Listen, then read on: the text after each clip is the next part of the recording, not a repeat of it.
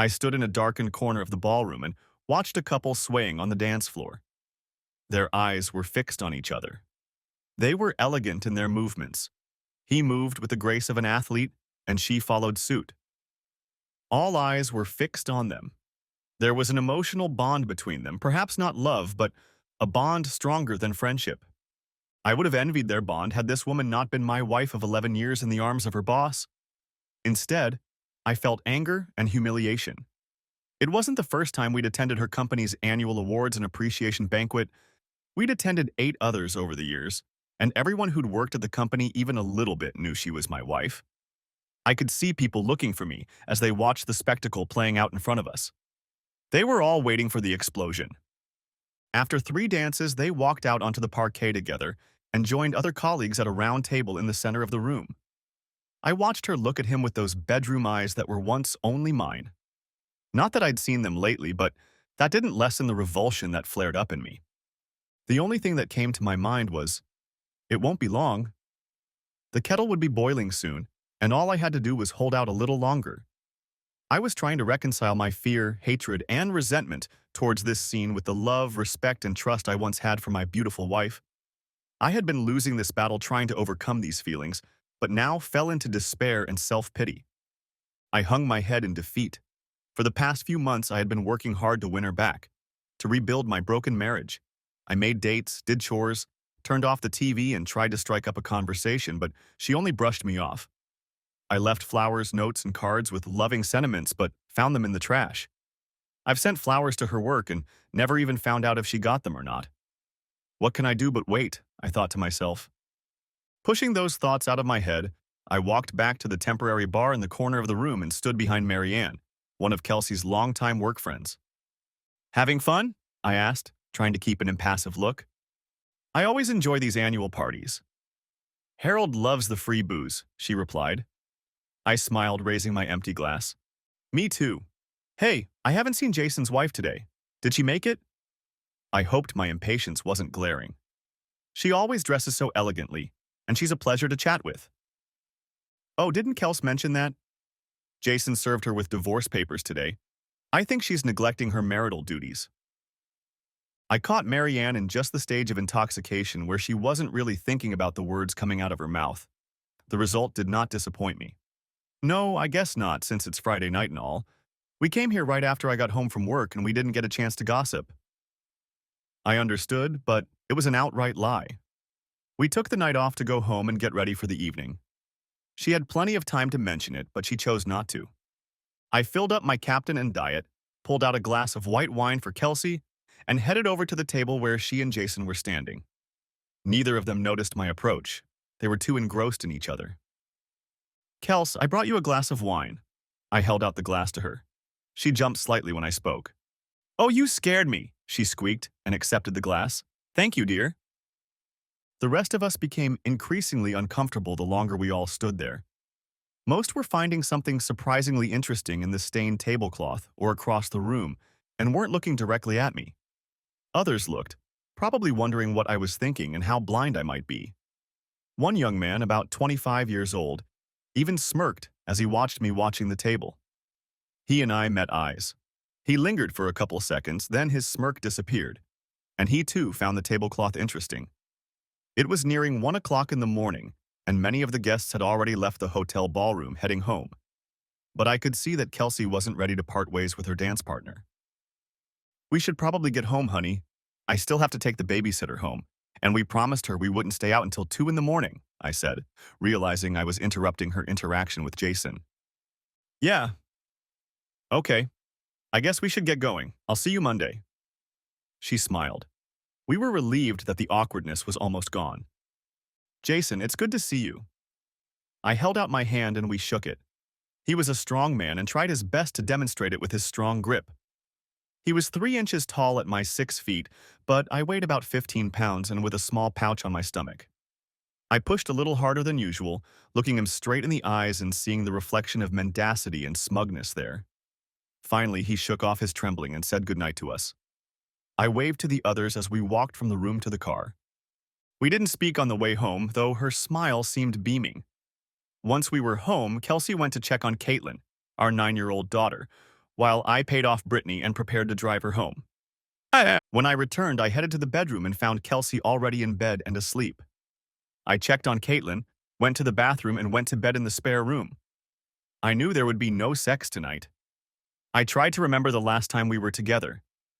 My eyes closed and I saw the ceiling for the last time, and then fell into sleep, running through my internal checklist for tomorrow in my head.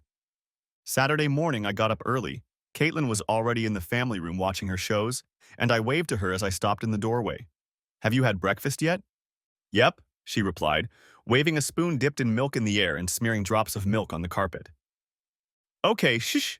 Mommy's still sleeping and I have some work to do at the office, okay?" "Okay, Daddy," she said softly. And I grinned. Well, that didn't work out.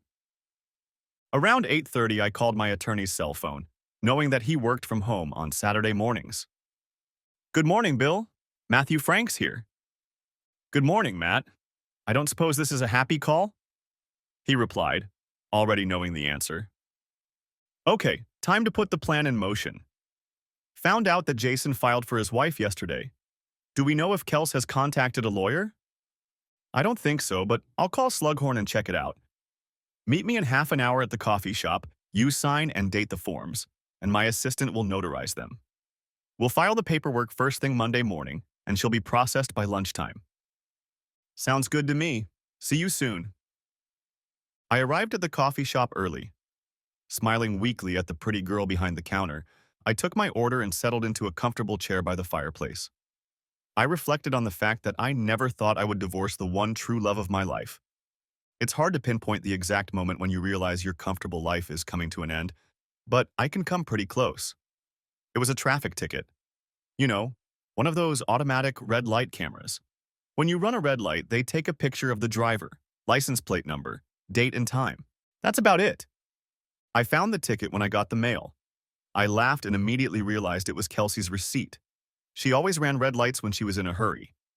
I opened it, figuring I'd just pay and not say a word. No good would come of arguing with her. The driver's picture showed Kelsey, and to her right was the shoulder and arm of an obviously male. His face wasn't visible, but I knew who it was. No big deal. She could have been at lunch or on her way to a meeting. It didn't matter. I checked the date and time, March 5th at 1439. Something about that date didn't appeal to me. After all, it wasn't that long ago. I started looking through my phone and found our text messages from the 5th. Kelsey at 11:19. Stopped by Mary's after work to pick up clothes for Kate. I remember thinking this wasn't unusual. Mary's daughter was a couple years older, and we'd gotten cute things from them before, though I thought Mary usually brought them to work. Still, my radar wasn't beeping. Matt 12:03. Don't worry. Do you want me to make dinner? Kelsey 12:10. Yeah. What time should I expect you? 6 o'clock. We can talk for a minute. All right, have fun. Thanks, we will. What a bitch, I thought, checking the intersection on Google Maps. It was at the opposite end of town from where Marianne lived. Still, it could be innocent, wouldn't it? But then I started putting the pieces together. Since late November, Kelsey had been acting aloof. Throughout the holidays, I noticed us fighting over little things. By January, she stopped holding my hand while shopping or walking. The topics of our mutual conversations began to center around work or Caitlin. We no longer talked about our dreams or discussed family vacations or our future. I had a trust fund from my childhood. My great-grandfather had bought a lot of undeveloped land in the Pacific Northwest, logged most of it, and made a fortune. Then, when the local town grew, he sold parcels of land back to the town. When he died, I got the benefit of those purchases and several 100K went into a trust. When my grandfather died, the trust grew again and grew some more. I never needed to go into it as my family was self-supporting. The balance stabilized and even grew a little as interest accrued on it. After my father died, when my mother had already passed away, I inherited all of his assets. I simply transferred his trust into my own. With the accumulated wealth, the three of us were close to providing for ourselves for life, but Kelsey and I continued to work and build up our capital in preparation for retirement. When Kelsey and I got married, I was advised to draw up a prenuptial agreement to protect the fund. Every few years, we updated the prenuptial agreement and our wills. One clause that always remained the same was the standard, "What's mine is mine and what's yours is yours," divorce clause. But we added a clause about Caitlin receiving an education in the event of my death or our divorce. Of course, the mechanism and circumstances of my death were stipulated. Obviously, Kelsey would see nothing if she had a hand in my demise. So I had had access to a family lawyer and accounting services for years. I contacted my attorney and learned the name of the best local divorce attorney. I scheduled an appointment with him for later in the week to see what my options were. Since we had a solid prenup in place, he was not concerned about any financial issues. I explained that I wasn't ready to take drastic action at the moment. I just wanted to know what steps to take next. Matt, we could bring in a private investigator to check out what's going on and see if there's any cause for concern. Unfortunately, all my investigators are busy at the moment. It will be several weeks before they can devote time to your case, Bill Manson explained. I really don't want to wait. I'm already losing sleep over this. Are there any other options? I asked. Well, there is one. He's trying to start his own business, but not many people trust him. We call him Larry the Slug. Bill continued to explain. He's a former police officer who was retired because of a history of complaints and questionable activities. He can start work right now, but I don't know if I'd recommend maintaining a long-term relationship with him. And why do you call him the bastard? I asked, laughing. I want it to be legal so that if we find something, we'll be on solid ground if we have to move on. Of course he's legit. He has a habit of extracting information, like detailed photos and videos, emails and phone calls that, shall we say, walk a fine line of admissibility in court. But I've been told that what he finds is strong evidence of infidelity in one case or another. All right, as long as he's legal. We can always pay him off and move on to a more reputable private investigator in a couple weeks, I paused. Do you think he can start today? I'll call him and find out. I'll be your go-between here at the office. I'll let you know later today. Sounds good, thanks. I filled out a bunch of paperwork for the lawyer and Snail, put him in touch with my accountant, and left a prepayment from my personal account. Kelsey didn't have access to it, so she couldn't know what I was up to. I didn't want to scare her, especially if I was wrong, and it was just a rough patch in our marriage. While all of this was going on, I decided to try to rebuild my relationship with my wife. My life experience told me that people don't change or do uncharacteristic things unless there is a catalyst. Since I didn't know what the catalyst was for my wife and I didn't know if we were past the point of no return, I decided to take care of myself as a husband. I picked myself up and did everything I could to make her feel loved and valued as an equal partner in our relationship. I courted her and set a goal for myself to be the kind of husband that would be the envy of all her friends. I was rebutted at every turn, and it became obvious that we were past the point of no return. One Thursday afternoon, I was invited back to Bill's office to see what Spy had found.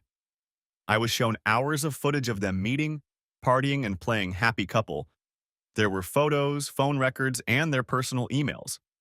I was both impressed and disgusted by Slug, but agreed that his nickname was well-deserved. I sat devastated. I never thought she could have an affair with Jason Stanton. I guess I could understand why she was attracted to Jason.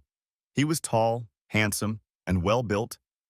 He was cultured and fast-paced in both his work and personal life. He had taken over Kelsey's department about a year ago. As his personal assistant, Kelsey worked closely with Jason, which gave him endless opportunities to get to know Kelsey and make his way into her life. Jason was a star college baseball player, and the only thing that kept him from making it to the big leagues was a shoulder injury his senior year of high school. Who wouldn't be impressed with this guy? I just never thought Kelsey would let him come between us. It was too much. I gasped, my chest constricted, my vision blurred, and I thought I was going to pass out.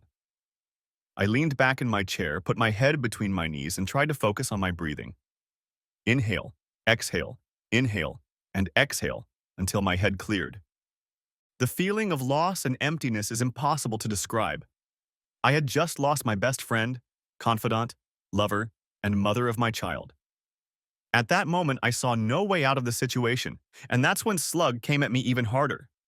He turned on the tape from the day before and explained why he wanted to get us all together. Kelsey, really? You love me? You could hear the excitement in her voice. Jason, yes, my dear, you are the most perfect woman.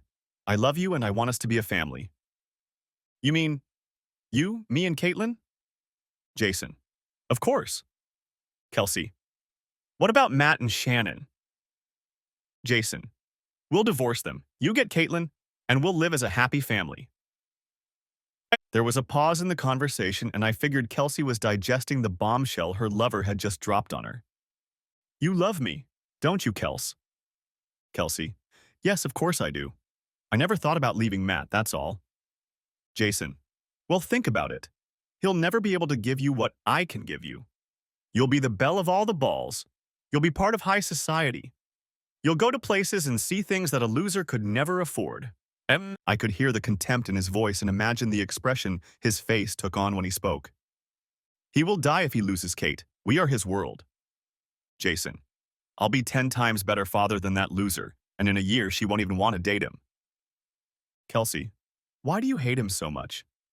What did he do to you? There was a note of concern in her voice. Honestly, I'd like to know that too. Jason. He doesn't deserve you, Kels. That loser has no ambition or drive to be anything more than what he is now, a coward making someone else rich. Kelsey. You know he's a plant manager, right? His plant employs 400 people, and they have the highest productivity and highest revenue per square foot of any plant. I was a little proud that Kelsey knew that, although I would have preferred this conversation to take place in their dining room rather than in a hotel room. Jason. He's a weak beta, who had no drive or ambition in school, and he didn't even get an MBA. He's done his time and I can destroy him any day of the week. Jason, don't think you're so much better than Matt. He's not a wimp. You don't know about his younger years. He's run with bad guys and is very good with guns. He almost went down a bad path himself until he decided to go to school. That's why he didn't go to college for a few years after high school. Now it sounded like she was bragging. Kelsey.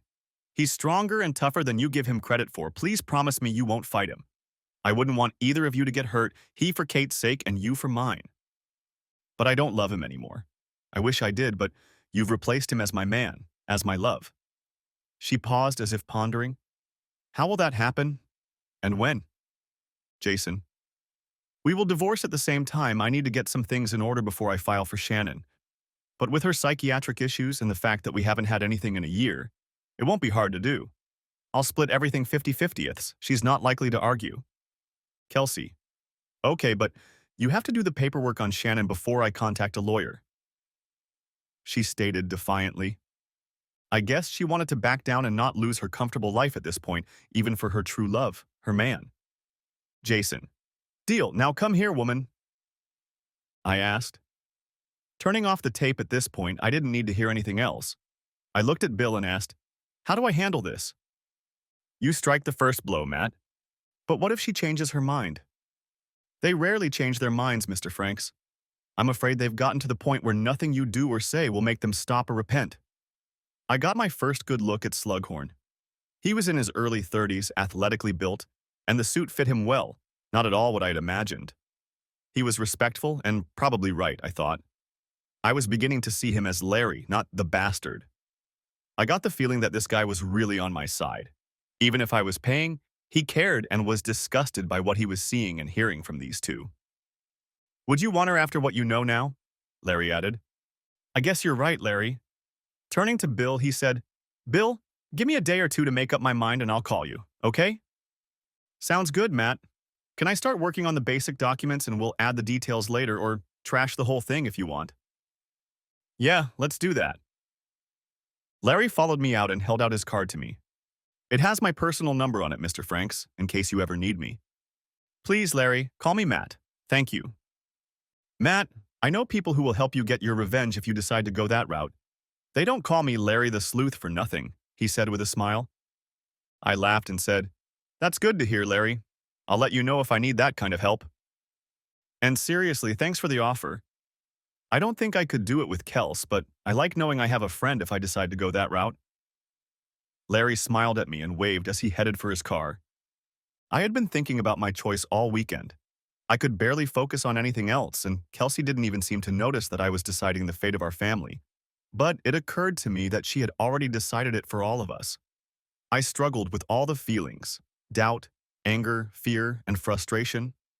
Most of all, I suffered humiliation and loss of my masculinity, for my self-identity was my job and my family. What would I be without my family? I thought. And I worried about Caitlin and how she would transition into the next chapter. I was annoyed at the thought of that arrogant bastard raising my daughter. I even had flashes of thoughts of him walking my daughter down the aisle at her wedding. My emotions and thoughts were a mess. No matter how much I flooded them with alcohol, it wasn't until Sunday morning that clarity came. As I sat on my back porch squirming with a hellish headache, I realized that it was likely going to happen, no matter how much I resisted. I had already lost my wife. I could see the contempt in her eyes. I had already lost my family. What mattered now was on whose terms and on what terms I would lose everything. And then the old adage hit me. Lead, follow, or get out of the way. I wasn't going to get out of the way, and I wasn't ready to follow these crooks. Therefore, I had only one option, to lead the way. Monday morning, I called Bill. Bill, Matt Franks here. Good morning, Matt. Are you closer to a decision? Yes, close. I'd like you to draw up all the necessary paperwork, adding only the legal documents that Larry got. We'll split everything 50-50. I paused. You want to sell the house? Yes, we took out a low-interest loan from my trust fund to buy it. So we've been paying ourselves the whole time. We'll split the equity we received, but I'll pay back the full amount of the loan and the interest we've been paying all these years. I'm a winner, I replied. Also, please add $200,000 for Kels from my trust. Consider it payment for services rendered. She may be more amenable if she knows she won't be left with no money at all. I want to get primary custody of Kate. I know it won't be easy, but maybe Larry can find some dirt on our boy Jason so he doesn't look like a suitable father for a young girl. I heard he was a top-notch student in college. Maybe he was a little fresh in his adventures. Sick Larry, please. I have a backup plan for Kate. If we get too many objections to primary custody, please email me the most generous shared custody plan you've ever heard of. I paused for a second so Bill could catch up with me. I also want to sue Jason for alienation of love and affection, and find a way to involve his wife Shannon. I want her to be fully legally aware of everything that is going on. And while we're on the subject, please draft another divorce case for adultery and prepare it for her. I'll pay for her services. I think she should get what she deserves, and let it not be pretty. We can sue them both, but you should know that will get you nowhere. I also need her to sign a contract with me. I can prepare all the necessary forms, but without her consent or information, there's not much I can do, Bill explained. I understand, I just want to shake the tree a little, and while you're at it, I want to sue Kelsey's company for allowing her to sleep with her boss. I'm sure they don't have a morals clause in their handbook, but it should be questionable for any company to have something like this happen under their watch. He is her immediate supervisor. I know this is probably going nowhere, but let's shake that tree again and see what falls out of it. Okay, Matt. It's going to cost a lot of money, and then more. You're talking about a lot of man-hours and even more if the case is argued. I realize it's just money, and at this point I'll empty my trust if need be to make sure these two don't get more than what's owed to them. And, as my dad used to say, every time you get a lawyer involved, you just negotiate how much it's going to cost. I have one, so I might as well use it. Bill laughed at my snide remark about lawyers. Sounds like he was a smart man. You know you don't have to give her any money from your trust. Your prenup is airtight. I know, Bill, but I thought about it all weekend and decided that if I didn't leave her destitute, she might be more willing to agree to my demands, and she deserves that. She worked hard and helped me keep it from unnecessary shenanigans. We both counted on it to be our collateral for our old age. I figured it would give her an advantage over Jason, and when she was on her own, she wouldn't have to rely on him as much. She deserves more than that, but there's no way in hell I'm giving that cheating bastard Jason more than he's already taken. I mean, my wife should be enough. The mere thought of Jason taking over a life that should have been mine infuriated me. I'd always considered myself fair in matters and wanted to make sure I treated Kelsey fairly, even if she didn't reciprocate. I was comforted by the fact that I was sure Caitlin would approve of my actions later when she realized how our family had broken up. One last thing, Bill. Don't file the papers just yet. I want to get everything done, dot all the I's and T's, and get everything ready. I want to wait for her to make the first move. That way I'll have more time to be with Kate and our family home. I realize there will come a point when I need to pull the trigger, but I want it to be at the last moment when I can't handle it anymore. Understood? We can leave it undated and notarized until you're ready. I work Saturday mornings from home, so if the case falls through over the weekend, you can call me. We still won't be able to file until Monday morning, but I can have someone stand at the door when it opens and hand it in the same day. Okay, that's what we'll do. We said our goodbyes and hung up. I pulled Larry's business card out of my pocket and dialed the number. Larry, Matt Franks, how are you doing? I'm fine, he answered. Are you ready for some scrappy fun? Well, sort of. But I want you to wait for my word, okay? No problem, Matt. What are we talking about? Can we meet in person? Yeah, give me an hour and I'll meet you at Dunkin' on 6th. Sounds good, I replied. I was already waiting for him to pull into the parking lot. He grabbed a coffee and snacks and then sat down across from me. I want you to gather all the materials, pictures, videos, recordings, anything you have. We need to find a way to get them to Shannon Stanton anonymously. Maybe by email? No problem. I know a guy who works on the dark web, Larry stated. That's it? What about posting the video on some website or sending nasty things to her parents or coworkers? He asked. God, he's so disgusting, I thought. No, Kel still has to see her in town. I don't want her to be humiliated enough to go out of town with Kate. And I still love that stupid bitch, even if she doesn't love me anymore.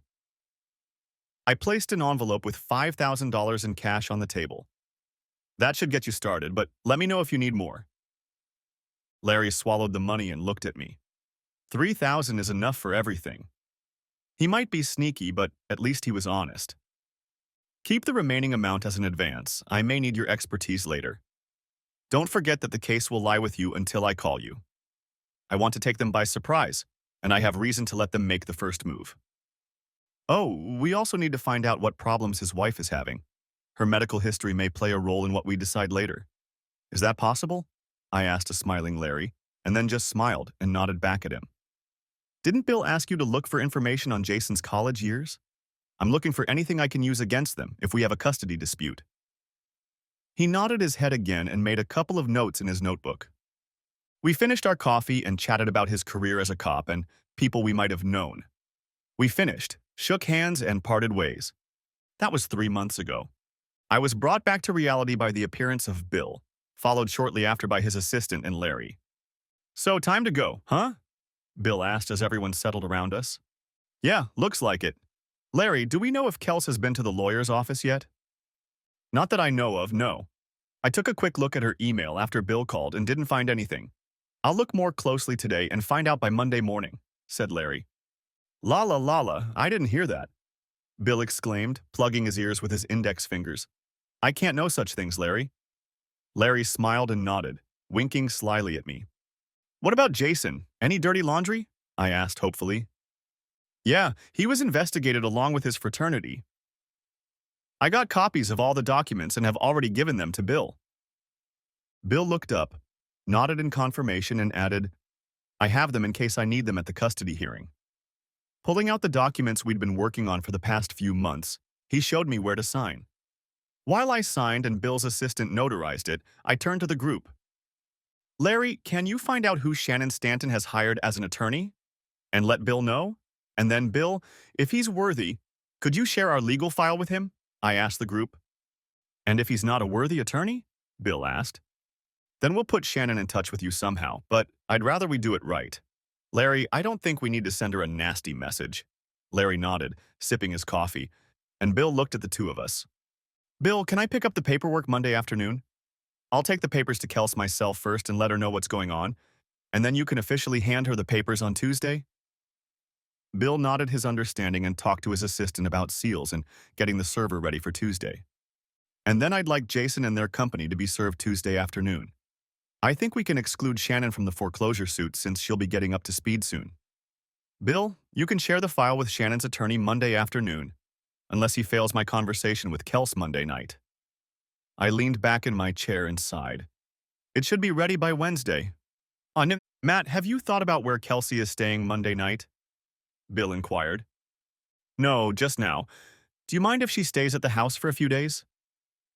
Not unless you get a restraining order and she agrees. I wouldn't sleep with her. Legally, I don't think it's a problem, but it might be uncomfortable for you. I'd be wary of what a not-too-squeamish lawyer would do with that information, Bill added. Okay, I'll give her a week to find a place. We won't entertain it now. I don't see the problem. Oh, you mean sleeping in the same bed? But our papers give me temporary control of the house and Kate, don't they? I asked. Yes, until her lawyer files a motion and revokes everything, or until we all come to an agreement. I meant we are sleeping in the same bed. It just might give a strange impression when the papers are filed, Bill stated. Don't worry. We're not sleeping together right now. No. Larry, what have you learned about Shannon's medical condition? She's been battling depression and bipolar disorder for years. Apparently, the medication killed her attraction, and Mr. Wonderful went looking for her. I noticed Larry was about to add something else and cut myself short, remembering that I was married to the man Jason had found, and smiled at him. I guess we don't want to know how you found out? Larry just smiled and shook his head, and Bill feigned shock. Bill, do we really care? I asked. No, not now. It can play a role later when we get into the custody issue and figure out who lives with who and when.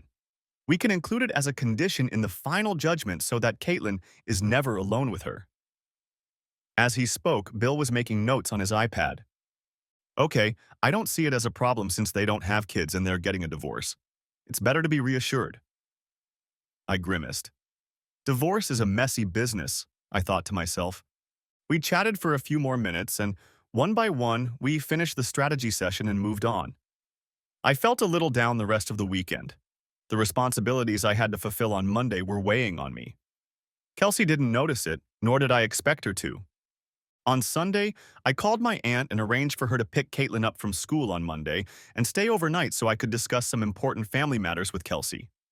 They lived on a farm outside of town, and Kate loved playing with their dogs and feeding the animals.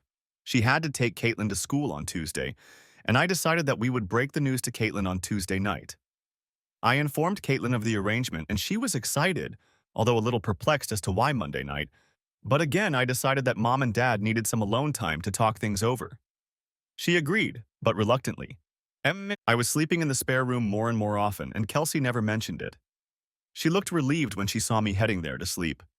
Sunday night, I lay there going over my checklist and double-checking my plan and finally dozed off in the early morning. Early Monday morning, I called my VP of operations and explained that I needed the day off. I also called my assistant and senior production manager to give them all the details they needed to know while I was gone. Around 1 p.m., I walked into Bill's office and happened to catch Larry there. I saw a stack of papers on the desk, and judging by the fact that the office was bustling with activity, everyone was busy.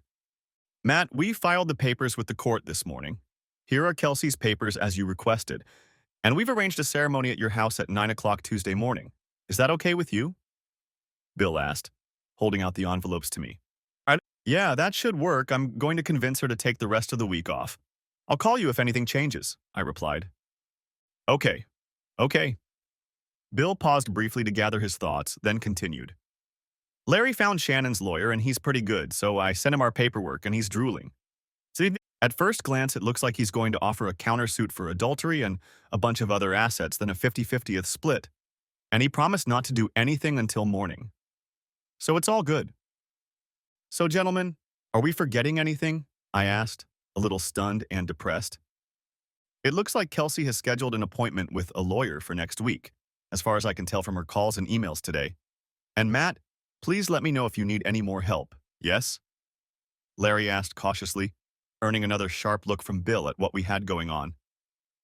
Okay, fine, I'll let Larry know, but I think we're fine, I replied, hoping I wouldn't have to get even dirtier than I already did. I guess it's up to Kelsey and Jason now. I walked out of Bill's office and texted Kelsey a message. Kelsey, will you be home at a decent time tonight? Kelsey at 2:02.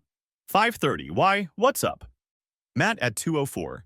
Nothing. I got a little distracted over the weekend and wanted to try and catch up tonight. I've arranged for Aunt Alex to come over to Kate's tonight and stay with me. Thought I'd bring a home-cooked meal, anyone? Kelsey at 2:16. How cute. Chinese. Matt at 2:20. Okay, I'll make dinner at 5:30. I felt like a total ass setting her up like that, but it wasn't uncommon lately. I hope she just thought I was going out of my way to be very sweet and loving. Monday evening, 5:30. Kelsey got home around 5:15 and changed her clothes while I set the table and put the dishes away. I poured a couple glasses of wine and was already sitting at the table when she showed up. She took a long sip from her glass and we started passing each other food. We made small talk as we ate and she didn't seem to have any idea what was about to happen. "How was the rest of your week?" I asked, when our meals had subsided, and we were both just picking at our favorite foods on our plates. "Pretty easy. Did you have anything you wanted to plan?" she asked, throwing me a leering look. "No, I thought you might want to take a week off after our conversation," I replied monotonously, trying not to give away my emotions. "Why would I do that?" "I know, Kels." I started, placing the envelope on the table in front of her. She just looked at it, and then at me, taking a sip of wine. "I know about Jason and you planning on filing for divorce." She coughed slightly, choking on her wine, and stared at me with a blank stare. I could see the gears working in her head, trying to figure out how I knew or what she was going to do to slow me down. "What divorce?" She finally exhaled. "Say that. The one you're meeting with an attorney about next week and the one Jason has already filed on Shannon. I know you're in love with him and plan to take Kate and leave me." I opened the package and handed her some pictures. Her eyes got big. She set her glass down and took the pictures and looked through them. I saw her eyes moisten and she started to hiccup slightly, like she does when she gets too emotional. "I'm so sorry, Matthew. I never meant for any of this to happen. I, I, I, I don't know what else to say." She lowered her gaze to the table. "I know, Kels. I've known about your plans for months now. I've had time to come to terms with it all. I'm very disappointed in you, and I'm in a lot of pain." I held my breath for a moment to regain my confidence and contain the anger that came over me. "The only thing I want to know is, did I do something or not do something that drove you to Jason?" "Oh God, no," she exclaimed, looking into my eyes for a second, and then retreated back to the table, probably out of guilt and shame. It, it, it just happened. You didn't do anything to push me away. You've been a great husband and father. I, I just fell in love with him," she finally said. I was both disappointed and relieved. I guess I couldn't help it if she just fell out of love with me and decided to take Jason. He'd had plenty of time to take a place in her heart and supplant me, and now there was nothing I could do to prevent it. Our marriage was dead, and all that was left was paperwork. I pulled out the terms of the divorce and held it out to her. "Here's the agreement I'm proposing. I've already filed the paperwork, so you don't have to do that if you don't agree with what I'm proposing. The basic terms are as follows. The prenuptial agreement is in effect, so a trust is out of the question. I propose we sell everything we don't need and split it 50/50ths. This, of course, includes the house. Since I filed first, I am asking for full custody of Caitlin and minimal alimony from you. Of course, you will have a very loose visitation schedule. I'll keep her on my insurance, but of course you'll need to get your own. You will keep your 401k and any investments you had before marriage, as well as the inheritance you got from your mom. I wouldn't want to take away something that really belongs to you. We'll split all the investments we started making together. Kate and I will stay in the house until we sell it. I am also setting aside $200,000 from my trust for you to manage on your own. I would advise you to get a prenup and protect it if you get together with Jason as you planned. I don't want you to lose anything. I want to make sure you can be on your own since I'm not asking for spousal support." I paused, watching her absorb what I had just laid out for her. "I think I need to give birth to Caitlin. The girl needs a mother when she's older," she replied firmly. "I totally agree, but you can do it remotely by visiting and calling. Frankly, I don't trust Jason with our daughter. I already know he plans to try to turn her away from me with gifts and his suave personality since he couldn't produce a child of his own. He needs mine. And I think I have acted more than magnanimously in allowing him to have my wife already, but he won't be getting my daughter either. I understand that you want to negotiate custody. I suggest we leave the lawyers to earn their money and try to be civil," I offered, noticing how red her face had gotten while talking about Kate and Jason. "He would never hurt her, and it's up to you to take her away. Separating her from her mother is a good way to do it. So either way, she's staying with me until we figure something else out. You can stay here in the master bedroom for a few nights or a week until things are settled. Kelsey, I still love you with all my heart. I thought we'd conquer the world together. But you're killing me here, and I don't know what else to do. My world is falling apart and I'm trying my best to be fair and kind. I really don't want to hurt you the way you hurt me. But trust me, if you go nuclear or let Jason get in our business, I will repay kindness with kindness. And honey, I have resources that neither of you have. My tone changed, and she finally heard the anger in my words. I knew how to play hardball if pressed. She'd seen it before. So please, let's just leave it at that and let the lawyers sort it all out. I'd really like to be polite and courteous to you anytime we meet. I think it will be important for Caitlin to see us interacting. I plan for both of us to be actively involved in our daughter's life. I pleaded with her. I really didn't want this to be an elimination fight. I'm off work for the rest of the week, and according to the law, you have to be formally served with a summons, which is scheduled here at the house for 9 in the morning. I didn't want you to embarrass yourself at work, so you might consider calling in and taking a few days off too. I know it's going to be hard for both of us to be home, but I thought we could meet with Caitlin tomorrow night or keep her home on Wednesday to explain what's going on. What do you say? By this time, Kelsey had stopped eating and was looking a little pale and sore. I think the consequences of her action had finally gotten to her. She had only herself to blame. I was fat, dumb, and happy until she set off this shitstorm. She looked up at me, tried her best to act like a fish out of water, and then said, "Okay, Matt, you obviously planned well and got ahead of us. I don't know how, but you did. I'll call work first thing, and at least I'll be home by Wednesday. Do you think Alex can keep her tomorrow night?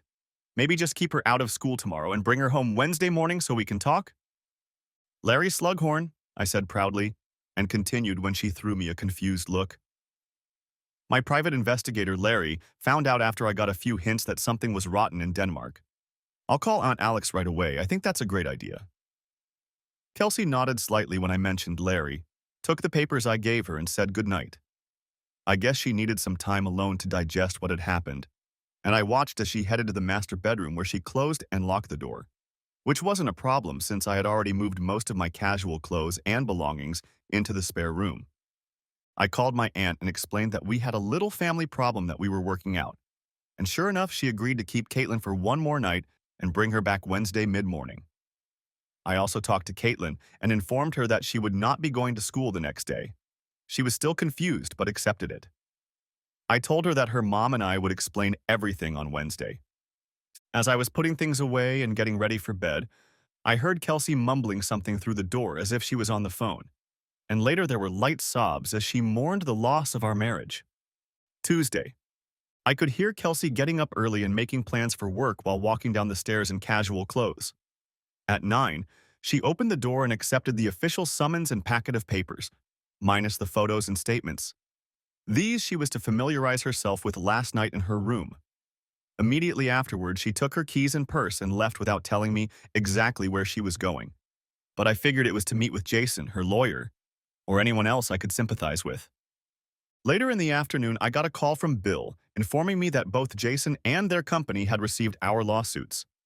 It turned out that Jason had been served with Shannon's countersuit around the same time and was already out of luck. Bill mentioned that I should stay away and be wary, as apparently the server had mentioned Jason's threats against me. And I never thought Jason would turn out to be too stupid since he gets everything he wants. But just in case, I went to my gun safe, pulled out my 1911 in .45 ACP, made sure it was loaded, cocked and locked, and put it in my chair while I watched TV. A few hours later, I was standing at the sink when I saw a black BMW pull into my driveway, from which an enraged Jason jumped out, opened the back door, and pulled out a baseball bat. I decided it would be best to retreat to the chair where my cell phone was and call 911. Knowing the door was locked made me feel safer. I dialed 911 and told the operator that my wife's boyfriend was in my driveway with a baseball bat, and they were directing several cars in my direction. At this point, I heard a second car pull into the driveway, and I knew from the yelling and tone of voices that it was Kelsey. Then there was a loud scream. I jumped as the front door shattered from the heavy impact, and a furious Jason burst inside, screaming at the top of his lungs, "You got me fired and ruined my divorce." He was seething and foaming at the mouth, and I put my right hand on the grip of my gun, and the feel of it calmed me down. Jason swung the bat wildly, and I could hear Kelsey screaming outside, begging him to come back. I took your wife, and now I'm going to destroy you, you goddamn weakling." I let him walk another 5 feet before I pulled the gun from the seat cushion. His eyes were narrowed, and you could tell his sanity was impaired. His bat rose above his head, but it wasn't very effective at 25 feet. The crack of the cartridge in the chamber was deafening. 3 shots had been fired. I could now hear the screams through the ringing in my ears. It surprised me how loud the gunfire was in the cramped room. I began to hear sirens and police shouts. Not realizing how extreme the situation was, they put Kelsey on her stomach and handcuffed her in front of the open door, and her screaming and yelling didn't subside. I was still shocked by the events unfolding in front of me and finally focused on the gun pointed in my face and the officer yelling, "Stop! Stop off the gun!" he ordered, and I came to my senses a bit, dropped the gun, complied with his order, and lay down on the floor. Epilogue. The next few weeks were hectic and overwhelming. Jason was pronounced dead at the scene. I learned from police reports and eyewitness testimony that he had apparently been served with my lawsuit and updated divorce papers from his wife around the same time. It didn't take him long to realize that the photos were taken by me. Kelsey stood next to him as he opened the envelope he received from his wife and confirmed that she had the same set. Moments later, they were both summoned to the vice president's office where they confessed their infidelity without even realizing how it would end. Knowing that my lawsuit against the company would lead nowhere, and it didn't, the executives saw fit to make themselves known by firing the managing director for having an affair with a subordinate. Which they did. At that point, I became the epitome of evil to Jason, and he decided that I should pay for standing up to him and ruining his plans. Grabbing one of his souvenir trinkets from the office, he decided to raid my house. Kelsey saw him through the second-floor conference room window and guessed where he was going. She met him in our driveway and tried to calm him down before he hurt me. Of course, neither of them knew that I had been warned of their arrival and had prepared. Kelsey got a black eye when Jason hit her with a stiff arm when she tried to stop him from entering our house. She didn't have any other injuries, but she had been having nightmares for months that had left several counselors unable to find work. I had talked to her once or twice in between police interviews, prosecutors, and courtroom visits, but we had never had a serious conversation about what had happened in our house. Kelsey was beginning to resemble her old self. Apparently losing her husband, lover, and daughter in less than 24 hours had taken its toll. She still hadn't recovered. Kelsey stayed by her side during the divorce and probably for another month after it was finalized. She didn't even bother hiring a lawyer or contesting the divorce. I easily got custody of Caitlin. To my surprise, she never accepted her share of the financial compensation. Bill kept her, but returned her to me a year later. She also did not return to our home and lived with friends and relatives until she disappeared. She had a few supervised dates with Caitlin, but they were on and off, successful or unsuccessful. I made sure Caitlin was available for every scheduled visit, whether we had confirmation from Kelsey or not, but she showed up about every 4th visit. I was told that Kelsey was addicted to painkillers and other medications that were prescribed to calm her down and help her become an adult.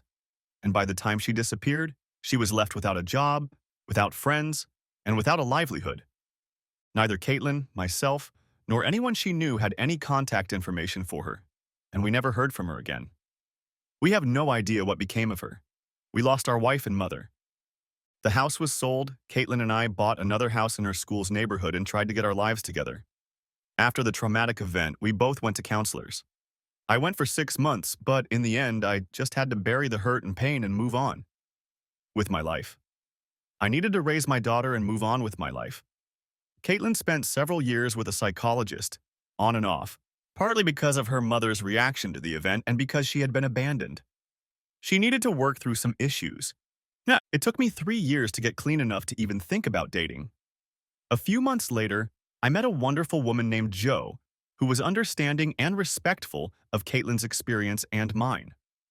We dated much longer and slower than either of us would have liked, but eventually moved into a physical relationship, and about 16 months later, we were married. We raised our daughter Caitlin and Jo as a family, but never expanded. Our lives stabilized and improved over time. The hiccups only happened during important events in Caitlin's life, her high school and college graduations. Each time I hired Larry to try to find Kelsey, but every search led to a dead end. The general consensus was that she had to be dead somewhere, alone and derelict. It was a horrible experience, but we did our best to move on with our lives. I was so glad I had time to develop a plan of action and the right people in my corner to execute it. The end. Thanks for watching. Hope you enjoyed it. Subscribe to my channel and watch for the next video.